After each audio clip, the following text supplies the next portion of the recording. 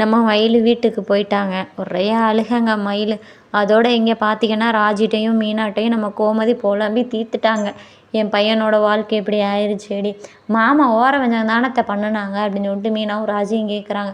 நாங்கள் வந்து க லவ் மேரேஜ் பண்ணி வந்துட்டோம். அவங்க வந்து மாமா பார்த்த பொண்ணுனால அவங்கள கொஞ்சம் ஓவராக பாசம் காட்டி தானே இது பண்ணாங்க அப்படிங்கிற மாதிரி. அத்தை நான் குத்தி காமிக்கிறதுக்காண்டி சொல்லலை அத்தை, நடந்ததை சொன்னேன். நீங்கள் வேறடி சும்மா இருங்கடி அப்படின்னு சொல்லிட்டு நைட்டு ஃபுல்லாக புலம்பிட்டே தூங்கிட்டாங்க. அங்கே மயிலும் அழுதுட்டு அவங்க அம்மா இவ தான் தப்பான முடிவு எடுத்துக்கிறான்னு சொல்லிட்டு சேலையை முடிஞ்சுக்கிறாங்க.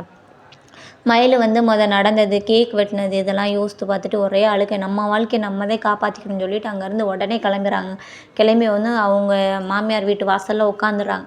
அந்த டைம் பார்த்திங்கன்னா நம்ம மீனாவும் ராஜியும் கோலம் போட வர டைம் வாசலில் உட்காந்துருக்கோம். இல்லை என்னக்கா இங்கே வந்து உட்காந்துருக்கீங்க, நான் அத்தையை பேசணும் அத்தை அத்தைன்னு கத்தேன்.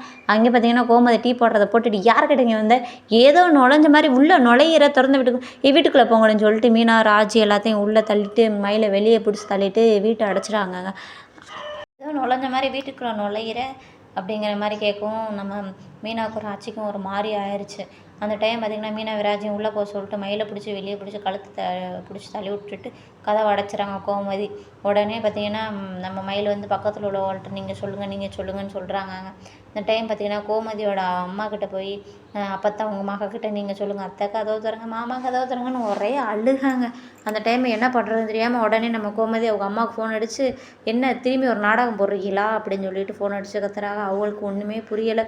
இங்கே பார்த்தீங்கன்னா கதவை தட்டிக்கிட்டே மயில் அழுத மணிக்கு இன்றைக்கி சீரியலை முடிச்சிருக்காங்கங்க. நாளைக்கு என்ன நடக்குது நாளைக்கு பார்க்கலாம்.